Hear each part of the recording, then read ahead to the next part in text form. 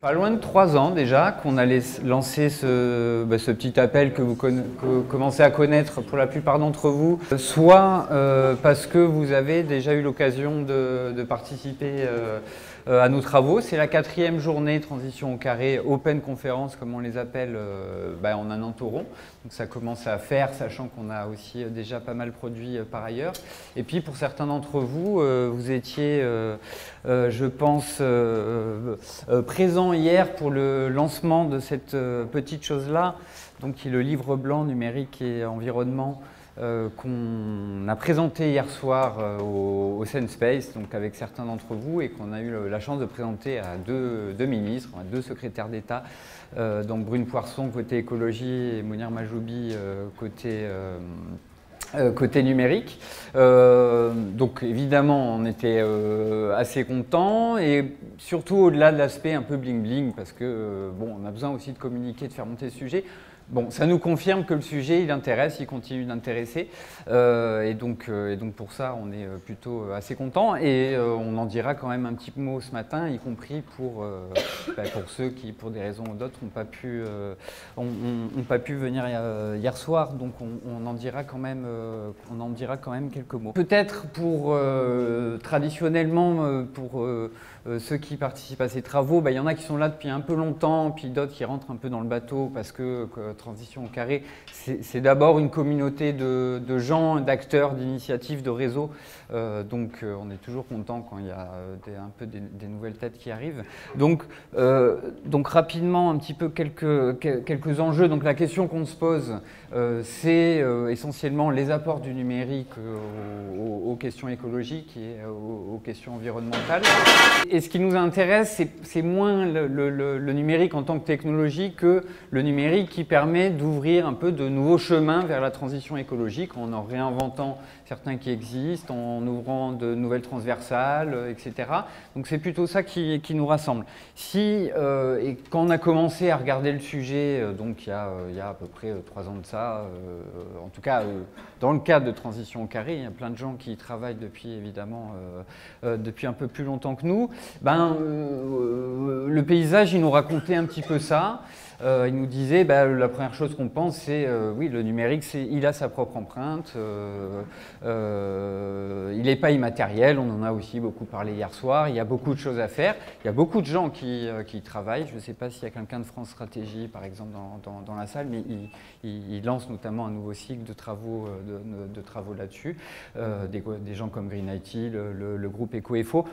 Eco-Info, voilà, c'est un vrai sujet, il faut avancer, etc.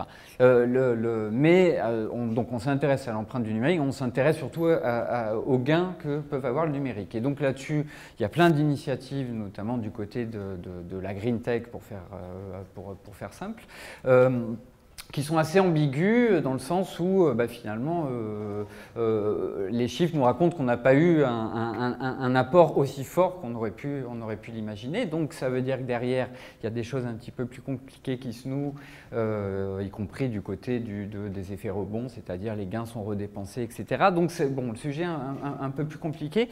Et puis derrière, et évidemment c'est ça qui va plutôt nous intéresser, nous, il y a d'autres initiatives, d'autres réseaux, d'autres manières de faire, plutôt du côté de la réinvention de nouveaux modèles, de nouveaux matériaux que le numérique peut apporter, qui sont aujourd'hui un peu sous les radars, un peu isolés, pas trop en réseau encore, pas trop reconnus par les systèmes d'innovation, les acteurs publics. Et donc, pour nous, il nous semble que c'est plutôt là-dessus qu'on va travailler, y compris ce matin, et puis je vous dirai un petit mot du programme. Donc, voilà en tout cas une partie de notre terrain de jeu que pour pas mal de ces sujets-là, on a commencé à instruire notamment le sujet des data comme nouveau potentiel, qui est quand même un sujet pas très neuf, mais quand même comment on traite le sujet des data sur les questions environnementales. Voilà, il y a quand même des choses un petit peu spécifiques à faire. Donc ça, on en a par exemple pour ceux qui étaient là en novembre dernier pour la dernière journée, c'était un de nos sujets. Ne jamais oublier que le numérique, c'est d'abord des pratiques sociales. de mobilisation, de connaissances, de collaboration, etc. Voilà, j'insiste là-dessus, même si on le dit à chaque fois. Il ne faut pas qu'on prenne le numérique comme juste un ensemble de techniques qui font du calcul, qui optimisent, etc. C'est ça, mais c'est pas que ça. Voilà, et donc cet aspect-là est un petit peu souvent un petit peu sous-estimé. Et puis le numérique est aussi source de nouveaux modèles. On a notamment travaillé avec Without Model il y a déjà un peu plus d'1 an de ça sur les modèles ouverts et notamment la question des modèles ouverts au service de l'environnement. Donc ça fait partie aussi des sujets qu'on a. Voilà. Donc voilà, le numérique, c'est à la fois plein d'opportunités, c'est à la fois plein d'embarras. On a commencé à bien dresser le sujet. Vous verrez, quand vous irez au café, si vous ne l'avez pas encore fait, aussi la liste de l'ensemble des publications qu'on a pu faire depuis le début de Transition au carré et les principales étapes. Donc je ne vais pas forcément y revenir. Mais j'y reviens un petit peu quand même sur qu'est-ce que Transition au carré et pour nous ce qu'on appelle l'agenda pour le futur, donc qui est la première des choses que je vais vous présenter ce matin avant de vous dire un petit mot du livre blanc. Voilà, Transition au carré, c'est d'abord les communautés d'acteurs, comme je vous le disais, qui vont se mobiliser pour essayer de travailler ce sujet, de mettre le numérique au service de la transition écologique. Voilà. Là-dessus, donc c'est les journées qu'on a pu faire, c'est les réseaux qui viennent nous voir. Cet après-midi, on a lancé un petit appel en disant, voilà, vous portez des choses, vous avez des projets, vous avez des envies, des intentions, venez les présenter, on va vous aider à les mettre en réseau, à les enrichir, etc. C'est d'abord ça, quand même, pour nous, qui est important. Dans Transition au carré, il y a une dynamique qu'on appelle plutôt d'exploration, c'est-à-dire on prend un certain nombre de sujets, ils sont plus ou moins mûrs, on a besoin d'y mettre de la controverse, de les questionner un petit peu. Et puis, ce qui nous intéresse surtout, et ce qui va vous intéresser beaucoup, c'est la partie activation en haut à droite, c'est-à-dire comment on transforme ça un peu en outil qui, vous, dans vos stratégies, vous êtes chercheur, vous êtes acteur public, vous êtes entrepreneur, vous êtes en grande entreprise, vous avez besoin aussi d'accroches un petit peu concrètes pour avancer. Donc je ne vais pas vous reprendre du tout un par un l'ensemble des sujets qu'on a fait, y compris parce qu'on va en redresser un certain nombre pendant la journée et toutes les productions de ce que fait la FINC d'une part, mais dans Transition au carré, sont en Creative Commons, donc librement réutilisables, réappropriables à la manière dont vous pouvez le voir. Voilà, alors donc tout ça c'est un petit peu, c'est le film, voilà ce qu'on a fait.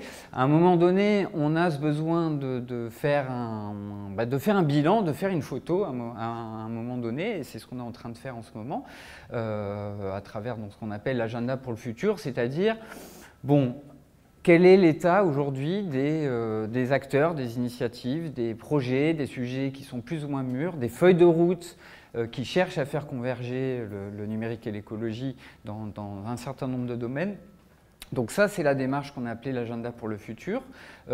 Agenda, c'est le vôtre, c'est d'abord vous, votre feuille de route à vous, dans vos métiers, dans vos stratégies, comment vous vous dites, ok, moi le numérique et l'écologie, en fonction de mon métier, comment je fais? Et c'est notre agenda à nous. C'est-à-dire si on agrège un peu l'ensemble de ça, et le livre blanc qu'on a présenté hier en est une bonne illustration, qu'est-ce que ça nous raconte aussi en feuille de route un petit peu plus globale? Voilà, donc c'est un petit peu ce qu'on a cherché à faire. Donc l'agenda pour le futur, ça va prendre la forme d'une publication qu'on est en train d'écrire, qui sortira, je vais dire au printemps, comme ça je ne m'avance pas trop en termes de semaines, c'est plus prudent, mais on a quand même pas mal avancé. Je vous la présente, là aussi elle est affichée, vous pourrez aller voir un petit peu voilà, de manière un petit peu plus précise. On l'a organisé un petit peu, non pas par thématique ou par groupe de thématiques ou par grands enjeux, parce qu'on est dans des sujets extrêmement compliqués et extrêmement larges. Quand on parle de deux sujets aussi transversaux que le numérique et et l'écologie. Donc on s'est dit en fait, et ça par exemple ça va être ce qui va nous occuper plutôt pendant la matinée, on s'est dit ok, il y a un certain nombre de sujets, ou en tout cas de défis, on peut les appeler un peu comme on veut, sur lesquels il y a déjà des gens. Il y a plein de gens, il y a plein d'acteurs, ça bouge, on le sait, il y a des projets. Et au-delà des projets, il y a nous, ce qu'on appelle en langage film des actions collectives, c'est-à-dire des gens qui ont des feuilles de route et qui travaillent déjà à essayer de mettre en place cette feuille de route. Typiquement, ce matin, on va par exemple travailler la question des mobilités durables avec la Fabrique des mobilités, Gabriel Plaça, qu'on a déjà eu l'occasion d'entendre. Voilà. Typiquement, la Fabrique des mobilités, c'est comment on travaille à un projet qui va aider 100 ou 1000 startups parce qu'elles ont toutes les mêmes besoins, elles sont concurrentes, mais en même temps, elles ont besoin de travailler ensemble. C'est des actions à fort effet de levier. Voilà. Donc, on va plutôt travailler autour de ça. Sur les questions de qualité de l'air, où là aussi, on aura des ateliers ce matin, on a le plaisir d'avoir les ambassadeurs de Rennes, représentants d'Airpaca, ambassade d'air, oui, tu as raison, de me le rappeler. Voilà, il y a déjà des choses engagées, il y a des porteurs, on sait à peu près où on veut aller. C'est la même chose sur la question de l'innovation, puisqu'on a déjà eu l'occasion de vous présenter le travail Innovation Factor 4, ça va. On a déjà une feuille de route, et maintenant on a des actions collectives, il faut les pousser plus loin, il y en a peut-être d'autres à lancer, etc. Donc, il y a des acteurs porteurs, et il y a un certain degré de maturité du sujet. Donc pour nous, voilà, il y a ces 5-là, peut-être vous nous direz au cours de la journée, non mais attendez, il y en a d'autres, il y a celui-là aussi, sur lequel il y a des gens qui sont moteurs, on a envie d'y aller. Ok. Donc pour nous, la réalisation, ce qu'on appelle les réalisations, c'est ce qui est déjà en route et sur lesquels il faut aller plus loin. Donc ce qu'on va bosser ce matin, on ne va pas partir de rien, au contraire, on a déjà pas mal avancé, mais il faut qu'on aille un cran plus loin. Une deuxième série de sujets que je ne vais évidemment pas vous passer un par un, c'est ceux dont il nous semble que les feuilles de route de convergence entre numérique et écologie ne sont pas forcément encore écrites. Exemple typique, on a commencé à travailler, on travaille depuis longtemps à la FING, ailleurs, à l'IDRI et pas mal d'entre vous, les questions de la ville, du rôle du numérique dans la ville. Et en fait, en regardant bien, l'agenda aujourd'hui de la Smart City, qui a déjà beaucoup bougé depuis quelques années, n'est aujourd'hui pas le même que celui de la ville durable. Même si on nous dit, bah oui, mais une Smart City, bah oui, évidemment, de toute façon, elle est durable, etc. Mais non, mais c'est plutôt un sous-produit d'un certain nombre de choses qui sont dans les feuilles de route. Et si on a commencé à faire ce boulot-là, et on voit qu'on est plutôt dans des feuilles de route parallèles, donc au fond, à moins que vous nous disiez le contraire, la feuille de route convergente de la Smart City durable n'est pas forcément écrite. Et on a peut-être besoin de le faire avant de lancer des actions collectives qui nous permettront d'y arriver. Donc, voilà un certain nombre de sujets. Encore une fois, ceux-là sont assez mûrs. Il y a déjà des gens qui y travaillent. Je vous prends le sujet des low-tech, c'est un sujet qui vous a beaucoup passionné depuis le temps qu'on y travaille. Il nous semble encore qu'il faut trouver une direction. Voilà, travailler ça avant de pouvoir engager des actions. Et donc, si au fond, dans le petit cheminement que je vous propose, une fois qu'on est arrivé à engager des actions parce qu'on sait où on doit aller, pouf, on va remonter d'un cran et puis tout ira bien. Et puis, évidemment, il y a une dernière série de sujets qui, pour nous, sont un peu plus exploratoires, pour deux raisons. Ben, soit ils sont peut-être un peu moins mûrs, soit on n'a pas encore identifié, ça ne veut pas dire qu'ils n'existent pas, des acteurs qui disent « Non mais attendez, non, là, ça, on y travaille vraiment pour de vrai, on le fait, on a envie de porter, on a envie d'y aller. » Un des sujets, vous allez me dire, le premier, un numérique frugal, durable, capacitant, bah oui, il y a plein de gens qui travaillent sur le numérique frugal, sur la sobriété, etc. Mais de remonter d'un cran en se disant, mais en fait, au fond, de quel numérique voulons-nous, et je vous prends cet exemple, celui-là, parce qu'à la fin, il commence sérieusement à nous titiller, de quel numérique voulons-nous, et commencer à tracer une feuille de route là-dessus. Voilà, on a vraiment aussi besoin de le travailler. Donc celui-là, la liste est encore largement ouverte, et puis bah, j'espère bien que dans le courant de la journée, on va pouvoir l'enrichir, et évidemment, vous aurez tout à fait le droit de protester en disant, mais non, c'est pas vrai, ce sujet-là est beaucoup plus mûr mûr qu'on le pense. Vous avez tout un tas d'acteurs que vous n'avez pas vus. Au contraire, on est preneur pour élargir le réseau. Donc voilà, sur cette partie agenda pour le futur, voilà la démarche, voilà vers quoi on veut aller, et voilà le petit radar qu'on vous propose pour essayer de serrer un petit peu les priorités. Vous avez vu qu'il y en a beaucoup et qu'on a encore sans doute beaucoup de travaux devant nous.